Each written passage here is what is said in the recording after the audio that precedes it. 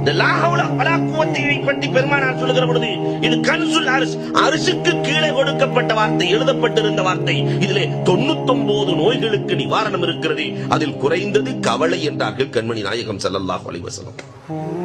Auf இப்னு molecule அஸ்ஜஇ ரலியல்லாஹு தஆலா வருகிறார்கள். என் பையனை காணல நாயகமே, என் பையனை காணவில்லை நாயகமே, அதற்கு என்ன செய்வது நாயகமே? பெருமானார் ஸல்லல்லாஹு அலைஹி வஸல்லம் சொன்னார்கள், லாஹவுல வலா குவத்தை ஓதிக்கோ. நேரா மனைவிட்ட போய் சொன்னாரு. பெருமானார்ட்ட போய் கேட்டேன், லாஹவுல ஓதிக்க சொல்லிட்டாங்க. வீட்டுல 2 பேர் உட்கார்ந்து ஓதிக்கிட்டே இருக்காங்க லாஹவுல வலா குவத்தை. ஒரு சில தினங்கள் தான் ஆகிறது, 4-5 நாட்கள் ஆகிறது. இரவு நேரத்திலே திடீரென்று கதவு தட்டப்படுகிறது. யார் என்று திறந்து பார்த்தால் தன் மகன் மாலிக் இப்னு அஸ்ஜஇ அஸ்ஜஇ ரலியல்லாஹு தஆலா அவர்கள் கதவை தட்டி 4000 ஆடுகளோடு வந்து நிற்கிறார்கள். போன மகன் 4000 ஆட்டோடு வந்து நிற்கிறார்.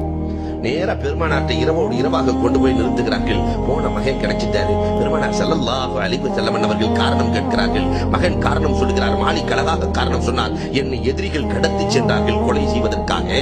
அஷ்ஹுருல் ஹுரும், சங்கைக்குரிய மாதமாக இருந்த காரணத்தினால் கொலை செய்ய முடியாமல் ஆடு மேய்ப்பதற்காக என்னை போட்டிருந்தார்கள். என்னை பாதுகாக்க ஒருவனை வைத்திருந்தார்கள். அவன் குடித்துவிட்டு உறங்கினான். அதை பயன்படுத்தி கொண்டு நான் ஓடி வந்தேன். மதீனாவின் எல்லை வரை ஓடி வந்து திரும்பி பார்த்தால் நான் மேய்த்த ஆடுகளும் என்னோடு சேர்த்து ஓடி வந்திருக்கிறேன். நான் மேய்த்த ஆடுகள், நான் ஓடுறத பார்த்துட்டு எஜமா ஓடுறாரு, என்ன பிரச்சனையோ தெரியல, அதுக்கு ஓடி வந்து விட்டது. பெருமானார் ஸல்லல்லாஹு அலைஹி வஸல்லம் சிரிக்கிறார்கள். பார்த்தீர்களா, பார்த்தீர்களா, லாஹவுல என்ன வேலையை செய்தது? உங்கள் மகனை மட்டுமல்ல 4000 ஆடுகளை கூட்டி வந்தது. இதுதான் லாஹவுல.